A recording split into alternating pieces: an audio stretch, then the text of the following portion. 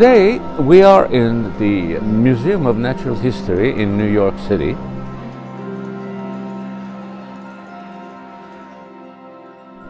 Fuat, this is spring. Could you remind us the different meanings of the word spring? Oh my God. Spring? Like hope springs eternal in the human breast? Or spring the season?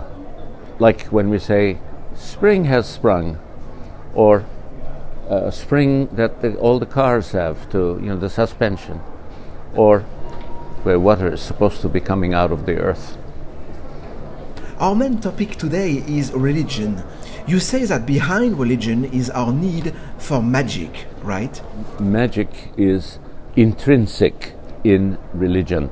But when you say religion, there are all kinds of religions spread all over the world. So it's very difficult to make generalizations that would cover all of them.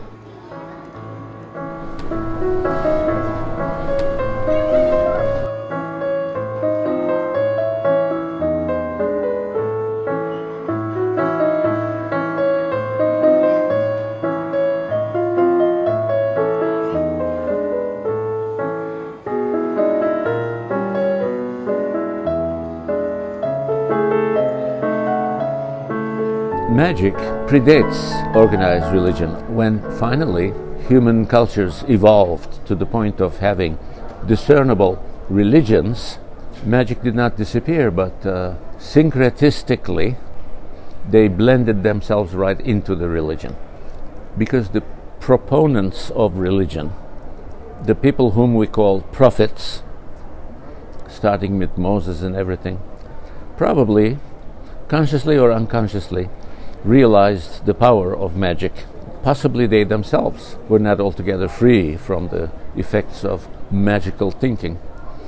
When you look at the holy books, especially the Old Testament and the parts about Genesis, the creation and all that, it's fairy tales, children's stories, primitive magic, situations like a snake sneaking up to the garden and talking to the woman of the couple, seducing her into eating an apple, which becomes the basis for our miserable existence on this planet, and hence also our reason for blaming women.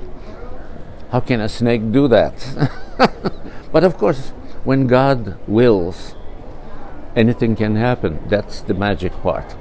Now, if that isn't magic, I don't know what is. And there are like hundreds, perhaps thousands of examples like this when you look at different cultures and so on. One of the biggest religious fallacies is believing that humans are God's special creation. We are His favorite children, that everything else was created for us. Certainly the animals are all created for us. This form of anthropocentric concept of religion is very pervasive in Judeo-Christian religions. And modern science has already demonstrated to us how insignificant we are in the universe. The whole world, or even the whole solar system, would be like one grain of sand in the Sahara Desert. And surely, if there is such an entity as God, if He is in charge of the entire cosmos, why is He even bothering to deal with what I'm doing today? This thing is so infantile and so pathetic to believe in such things that sometimes I find it difficult to understand how educated people believe in such things. Recruit humans at a very early age, like 5 or 6, and then brainwash them. And then the poor creature will spend a lifetime either denying it or accepting it or struggling with it or something. It will be a factor, because religion, while enhancing social cohesion, stability in a particular group, it also sharply distinguishes us from them. Them would be the people who don't have our beliefs. and our beliefs are always superior.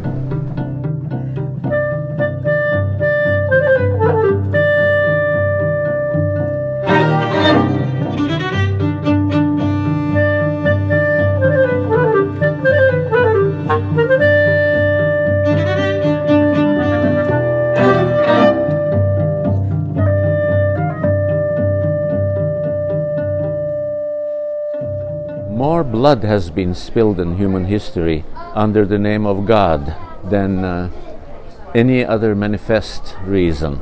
Yes, a lot of people do point out that behind the so-called religious wars you will always find some socio-economic factors or this or that. True, but the rhetoric is usually religious, because somehow all these three religions that advocate peace and love are ideally suited for getting people to massacre each other brutally. And the contradiction is blatant. And the excuse they give for this is, well, when you want to understand religion, don't look at what people do, but look at what it says in the holy books. Also, when you look at human history, you can see certain evolutionary stages during the hunting and gathering societies many thousands of years ago. Well, we would have what we call instrumental magic. All those cave drawings of animals and these figurines hunting them is exactly what you expect to happen when you make those drawings. That incidentally also relates to the beginning of art.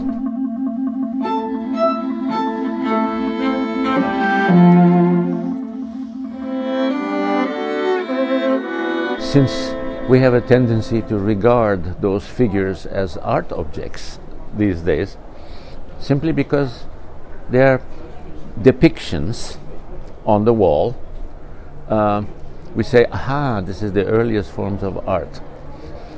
Okay, well, it may be, but today we don't create art in order for our art piece to facilitate the hunt next day, or for us to bring home the biggest, fattest bison. The idea of art as aesthetics probably emerged much later than when people started making drawings on their walls and stuff. Not much needs to be said to demonstrate people's desire to belong to certain groups. The question here is identity. Otherwise, we would be an outcast when we don't belong to a group. You can belong to a football team, you can be a fan, an avid fan, demented crazy, you can be a religious freak, you can be a conspiracy theorist. The list is endless. I mean, especially in complex societies, such as the United States, for example, there's a group of people in every field that belong together. I mean, you name it, and there's a group of that. And if you're going to ask a question like, why is that? I can use the overall genetic formula that explains everything. It's probably due to some reasons that involve nature and nurture together, and the interaction between them. We need further explanation. How? We see evidence of such behavior in the animal kingdom that strongly points to the genetic dimension. Some animals are so powerful in this respect that they by far exceed our ability.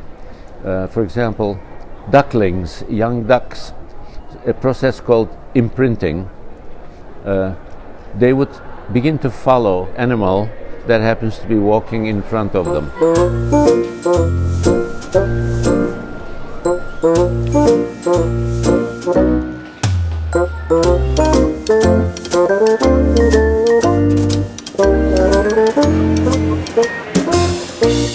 Tourism is yet another area of anthropological investigation. Now, lots of research has been done on tourists and tourist behavior, the tourist frame of mind.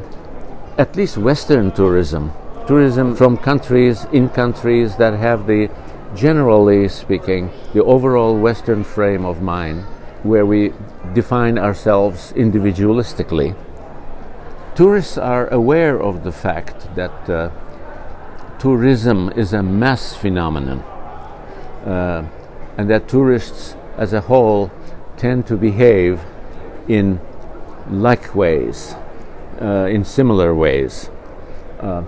Now, we as individuals, ideologically, always seek personal exemption from being collectively defined.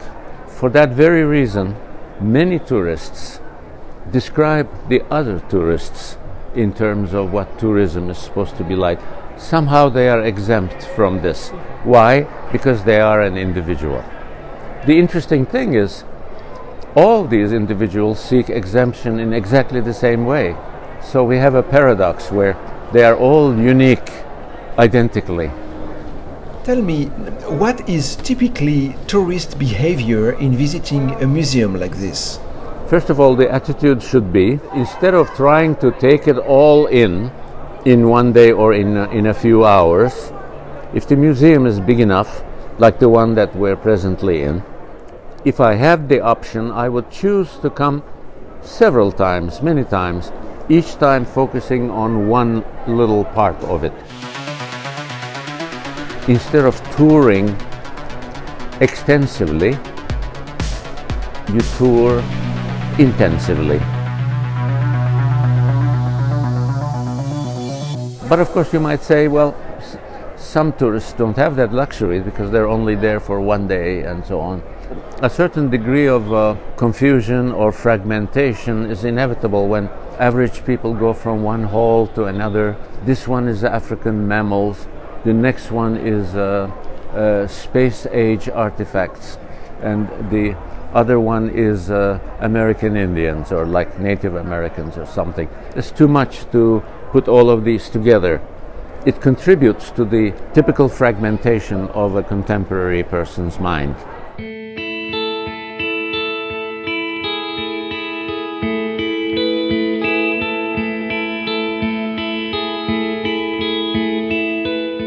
Do you have any regrets? Of course. And I'm afraid you're going to ask what they are. No, but in which domain? Personal life and silly things I've done in the past that I wish I hadn't. And then certain things I didn't do, which I wish I had done. Terrible, horrible regrets that torture me every day or no, nothing like that. Do you have hope for the future? And if you have hope, what would it be? Well, of course, I mean, like Shakespeare said, hope springs eternal in the human breast. But I don't have much hope. Let me put it this way. Yes, I have hope. Without hope, where would we be?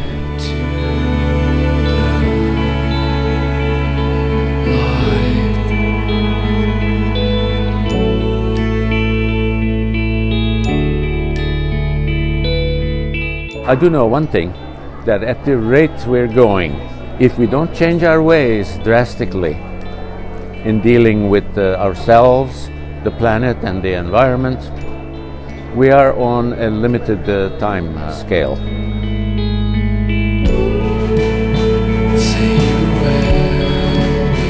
Are humans going to become extinct, like some people say? I don't think so. What would happen instead is this vast population of humans on this planet will be much, much reduced. Calamities, disasters, natural factors, we call them. Natural factors that we created. Then it's not natural, right? I do believe that a small cadre of humans would survive. These would consist of important people, extremely rich people, the top professionals chosen to survive. Who will survive will be determined and isolated from the rest of the population. Just putting up a few windmills, everybody recycling their garbage isn't going to save us, is what I'm saying.